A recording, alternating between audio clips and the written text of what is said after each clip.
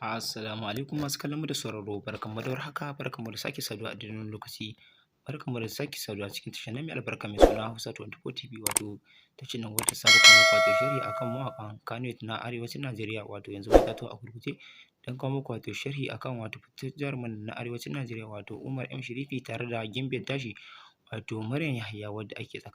ake tunanin tsakaninsu akwai soyayya a ciki, wanda Umar M Sharifi ya fito ya yi bayani akan cewa wannan jaruma abokiyar sana'ar shi ce kawai, amma ba tare da abokiyar, inda ya bayyana ma wato kafafen sada zumunta da kuma ta ko'ina, inda M Sharif ya nuna cewa wato wannan jaruma Maryam Yahaya wato ba budurwar shi bace, ko kuma ba wani soyayya tsakaninsu ko wani abu na wani dangantaka, wato kawai abokiyar sana'ar shi ce,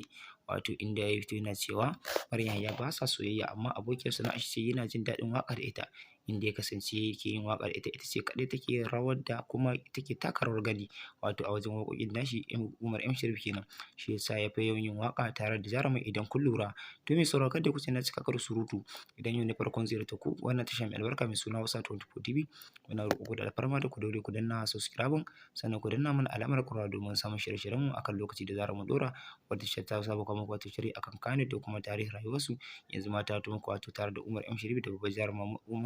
Maryam Yahaya, wato da jaruma Maryam Yahaya ta ɗauki award a shekara ta 2023 da kuma shekara ta 2022. Wato wannan jaruma ta daɗe tana tashe, ta daɗe tana taka rawar gani a masana'antar Kannywood, wanda har yanzu wato shekara ta 2024 har yanzu wato tauraruwar ta bata da shi ba. Shi yasa muka kawo muku wato sharhin ta, mun san za ku ji daɗin wato kasancewa da tashar nan mai albarka mai suna Hausa 24 TV. Muna so idan kun ji daɗin wannan bidiyo, ko da ma a ce akasin haka, muna so ku daure ku danna mana subscribing, sannan za mu so mu ji daɗin ku a comment section akan wanda wannan jaruma ko kuma wato Umar M Sharifi da ya fito ya nuna wato kafafen sada zumunta wannan jaruma ba soyayya suke a tsakaninsu ba, kawai suna da yin waƙa ne abokiyar sana'ar shi ce. Za ku so ku nuna ma wato farin cikin wannan M Sharif, idan kuna ɗaya daga cikin wato masoyan wannan jarumi ko wannan jaruma, za ka so ka danna bidiyon alamar like, sannan ka daure ka danna mana subscribing, sannan ka danna alamar ƙararrawar sanarwa domin samun shirye-shiryenmu akan lokaci da zarar mun ɗora. To mai sauraro, a nan za mu taƙaita wato muka kawo muku ƙarshen sharhin wanda namu a cikin tashar mai albarka mai suna Hausa 24 TV. Mun gode sosai, sai mun haɗu a comment section.